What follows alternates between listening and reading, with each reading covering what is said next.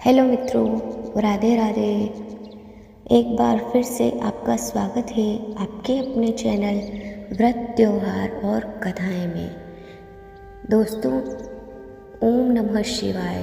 दोस्तों, आज की वीडियो बहुत ही महत्वपूर्ण होने वाली है, बहुत ही खास होने वाली है, क्योंकि आज की वीडियो में मैं बात करूंगी कार्तिक मास के अंतिम 5 दिनों के विषय में।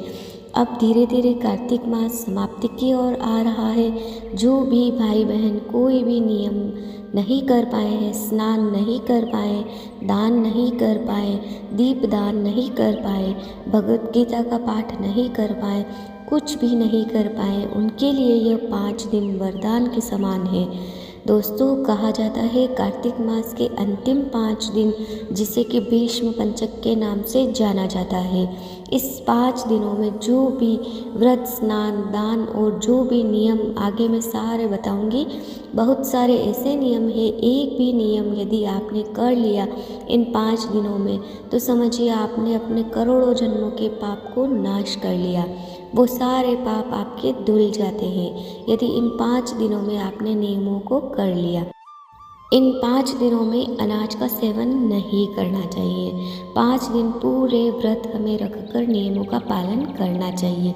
लेकिन आगे मैं यह भी बताऊंगी कि जो भी भाई बहन व्रत नहीं कर पा रहे हैं, मान लीजिए शारीरिक स्थिति सही नहीं है, तो क्या व्रत नहीं कर पा रहे हैं, तो क्या कोई अन्य नियम नहीं ले सकते हैं, तो भी वो सारी जानकारी आपको इसमें मिलने वाली है। तो आइए आज समझते हैं कि भीष्म पंचक व्रत के विषय में, और करोड़ों करोड़ों गुना पुण्य फल की प्राप्ति आपको होने वाली है यदि इन 5 दिनों का लाभ आपने उठा लिया तो। स्कंद पुराण में इसका वर्णन आता है कि भीष्म पंचक व्रत का पालन जिसने भी कर लिया, उसने समस्त तीर्थों का पुण्य फल प्राप्त कर लिया, सहस्त्र गोदान के बराबर पुण्य फल प्राप्त कर लिया, अश्वमेध यज्ञ करने के बराबर पुण्य फल प्राप्त कर लिया। मतलब उसके पुण्य की गिनती कोई भी नहीं कर सकता है जिसने इन नियमों का पालन कर लिया। तो देखिए, कार्तिक मास की देव प्रबोधनी एकादशी, जिसे कि देव उठनी एकादशी भी कहते हैं, हरि प्रबोधनी एकादशी भी कहते हैं, इसी दिन से पंचक व्रत का संकल्प लिया जाता है और इसका समापन पूर्ण किया जाता है। तो देखिए, संकल्प लेने के लिए कौन कौन सी चीज़ें चाहिए, पहले मैं आप लोगों को यह बता दूं। अब मान लीजिए कोई भाई बहन यह सोच रहे हैं कि व्रत हमसे नहीं हो पाएगा, शारीरिक दिक्कत है, डॉक्टर ने मना किया है, दवाइयाँ चल रही है, तो ऐसे में व्रत कैसे करें, तो उनके लिए बहुत सारे उपाय हैं। आप सात्विक भोजन करें, लहसुन प्याज का आप त्याग कर दें, और नियमों में मैं बताती हूँ कि क्या क्या नियम आप कर सकते हैं। व्रत नहीं कर सकते, प्रातःकाल आप स्नान का नियम ले लें, तारों की छाँव में आपको स्नान करना है, भगवान सूर्यदेव की पूजा करना है। इन 5 दिनों में तुलसी जी की पूजा आपको करनी है, पीपल पूजा करना है, आंवले वृक्ष की पूजा करनी है। इनमें से कोई भी नियम ले सकते हैं, मैं बताती चली जा रही हूँ, कोई भी नियम ले सकते हैं। जरूरी नहीं कि जितने नियम, यदि 50 नियम है, 60 नियम है, तो आप वो सारे के सारे आपको लेना है, ऐसा नहीं है। आप अपनी सुविधा के अनुसार कुछ भी नियम आप ले सकते हैं। यह कार्तिक मास ऐसा मास है, इतना पवित्र, इतना पावन है कि इसका मास का प्रतीक एक दिन का भी किया हुआ पुण्य फल, एक दिन का भी किया हुआ दीपदान, दान, स्नान, धर्म कार्य लाखों लाखों गुना हमें पुण्य फल प्रदान करता है। तो 5 दिन या पूरे माह की तो बात ही क्या है, इसमें तो ना जाने कितने पुण्य हम प्राप्त कर लेते हैं। तो चलिए एक एक करके बताती हूँ। तो इन 5 दिनों में पहली बार तो व्रत हो गया, दोबारा से रिपीट कर देती हूँ, बात विषय बदल गया है। तो पहली बात तो व्रत का आप संकल्प ले सकते हैं, नहीं ले सकते तो आप स्नान का संकल्प ले लीजिए, सूर्य पूजा का संकल्प ले लीजिए, तुलसी पूजा का संकल्प ले लीजिए, माता तुलसी जी की परिक्रमा और दीप दान करने का संकल्प, पीपल परिक्रमा, पीपल दीप दान, आंवले वृक्ष की पूजा, आंवले वृक्ष की परिक्रमा और वहाँ पर दीप दान, बिल्व वृक्ष में दीप दान, बरगद वृक्ष में दीप दान, केले वृक्ष में दीप दान, आकाश दीपदान, अखंड दीपदान, शिव मंदिर में दीपदान, कृष्ण भगवान के मंदिर में दीपदान, भगवान विष्णु जी के मंदिर में दीपदान, निर्जन स्थान पर दीपदान, किसी झाड़ी या किसी जंगल इत्यादि में जहाँ कोई आता जाता न हो ऐसे जगह पर दीपदान, कुएं, तालाब, बावड़ी, पोखरा, नदी में दीपदान। इसके अलावा किसी ऐसे व्यक्ति को दीपक और तेल और बाती का दान करना जिसके पास व्यवस्था नहीं है, पैसे नहीं हैं, उनके लिए आप दीपदान कर सकते हैं कि आप यह सामग्री ले लीजिए और आप दीपदान कर दीजिए, इसका सारा पुण्य फल आपको प्राप्त होगा। तो ये इतनी सारी चीज़ें हो गई दीपदान के विषय में। इसमें से आप कोई भी संकल्प ले सकते हैं, जिसमें कि अखंड दीप मैंने बताया। कार्तिक मास की एकादशी से मतलब शुक्ल पक्ष की एकादशी से कार्तिक पूर्णिमा तक अखंड दीपदान भी आप कर सकते हैं भगवान विष्णु जी के समक्ष या माता लक्ष्मी जी के समक्ष, अपने घर के मंदिर में ये या हो गई। अब इसके अलावा भूमि पर शयन करने का संकल्प, अन्नदान का संकल्प, तिल दान का संकल्प, जूते छाते दान का संकल्प या फिर वस्त्र दान का संकल्प, ब्राह्मण को भोजन कराने का संकल्प, गौ माता, पशु पक्षी आदि की सेवा करने का संकल्प, मंदिर में झाड़ू लगाने का संकल्प, मंदिर में दीप की व्यवस्था करने का संकल्प, मंदिर की साफ सफाई करने का संकल्प, दाढ़ी बाल इत्यादि न काटने का संकल्प, जूते चप्पल न पहनने का संकल्प, भगवत गीता का पाठ करने का संकल्प, विष्णु सहस्त्र नाम के पाठ का संकल्प, नारायण कवच के पाठ का संकल्प या फिर विष्णु चालीसा के पाठ का संकल्प, जितना भी एक दिन में पाठ कर पाए ऐसा भी संकल्प लिया जाता है कि एक दिन में मैं इतने पाठ करूँगा या करूँगी। इस तरह से आप ले सकते हैं। ओम नमो भगवते वासुदेवाय, इस मंत्र के माला करने का संकल्प। अब कितनी माला एक दिन में आपको करनी है यह भी आप अपने शक्ति के अनुसार संकल्प ले सकते हैं। तो इस तरह से दोस्तों अनगिनत है, इसमें से हो सकता है मैं कितना भूल भी गई हूँ, बहुत ही अनगिनत है, जिसमें कि मैं और भी आगे बताती जाऊँगी। जितनी भी चीज़ें याद आती जाएंगी। हमें नमक न खाने का संकल्प व्रत का तो मैंने पहले ही बता दिया है कि व्रत रख पाते हैं तो व्रत का संकल्प ले, नहीं रख पाते हैं तो सात्विक भोजन कीजिए, लहसुन प्याज का त्याग कर दीजिए।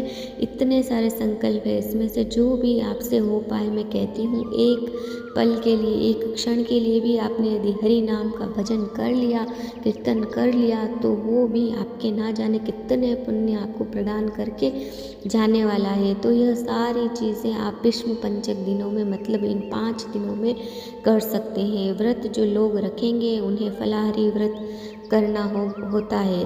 वैसे तो नियम है कि नमक भी ना खाएं, मीठा फलाहार करके 5 दिनों का व्रत करें, लेकिन सबके लिए संभव नहीं है। तो जिस प्रकार हम नवरात्रि का व्रत करते हैं, 9 दिनों का करते हैं, तो वैसे आप 5 दिनों का व्रत कर सकते हैं। तो ये भीष्म पंचक के सारे नियम हैं, जो भी आप उठाना चाहे आप उठा सकते हैं। कहा जाता है कि जो कार्तिक मास में 5 दिनों में, अंतिम 5 दिनों में या फिर पूरे मास में भूमि पर शयन कर लेता है, उसका पुण्य फल इतना ज़्यादा होता है कि आप जितना पुण्य फल भूमि दान करके आपको मिलता है।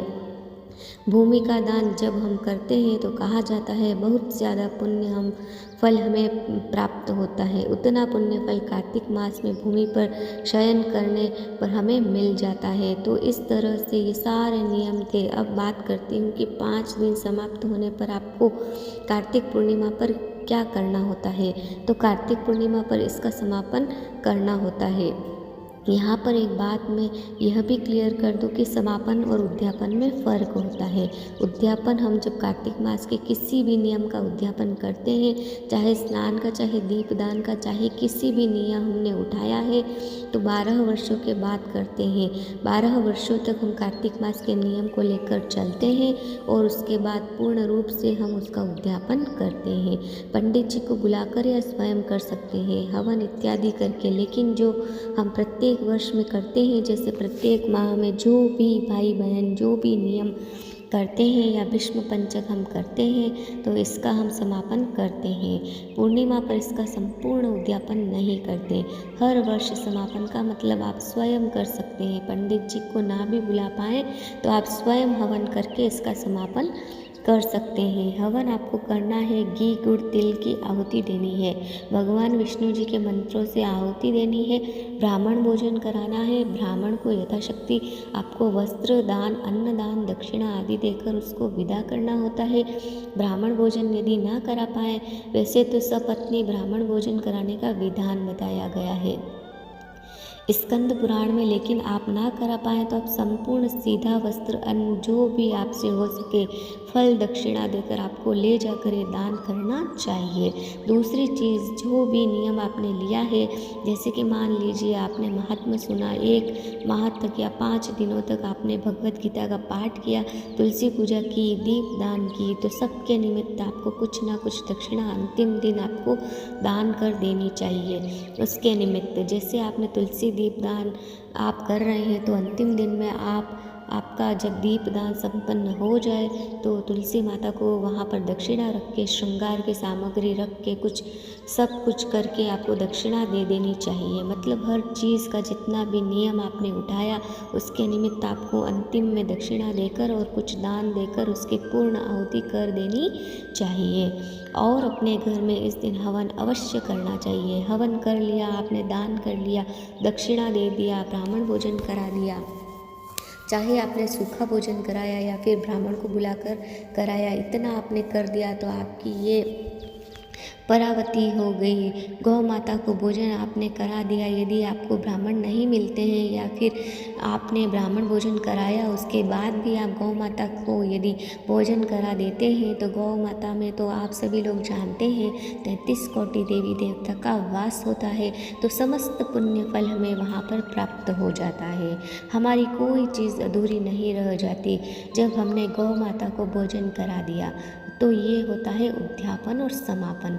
और उद्यापन वो लोग करते हैं जिनका 12 वर्ष पूर्ण हो जाता है, वो संपूर्ण उद्यापन करते हैं। उसके बाद वो चाहे नियम फिर बाद में ले या फिर ना ले, और फिर यदि उनके शरीर में शक्ति है तो वो लेना चाहते हैं, तो उद्यापन के बाद भी कार्तिक मास के जो भी नियम लेना चाह रहे मास के जो भी नियम लेना चाहते हैं दोस्तों, यहाँ पर ले सकते हैं। यहाँ पर निवेदन करूँगी कि वीडियो अच्छी लग जाए तो इसे लाइक ज़रूर ही कर दिया कीजिए। चैनल पे यदि आप पहली बार आए हैं तो चैनल को सब्सक्राइब कर दीजिए।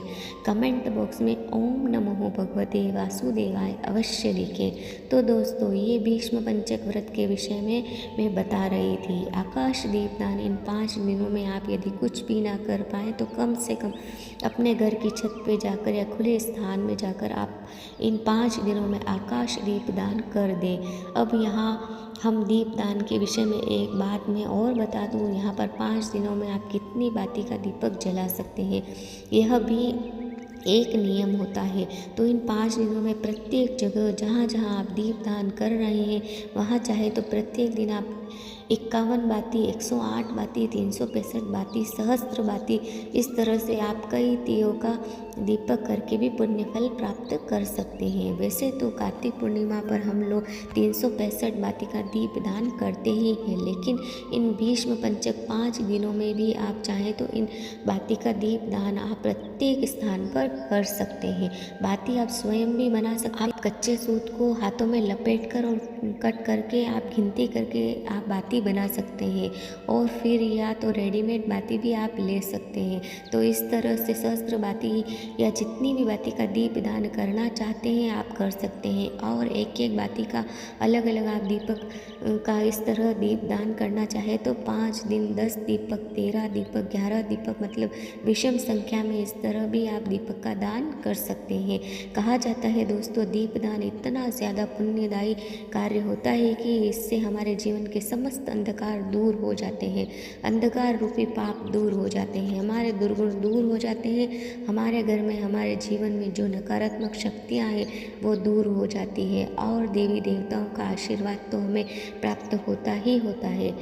तो दीपदान का इतना ज़्यादा महत्व है, वो भी कार्तिक मास में तो अत्यधिक महत्व है। तो ये सारे कार्य आप लोग करके अपने भीष्म पंचक जो व्रत को पूरी तरह से आप इसका लाभ उठा सकते हैं, और पूरे माह का पुण्य फल आप इन्हीं 5 दिनों में प्राप्त कर सकते हैं।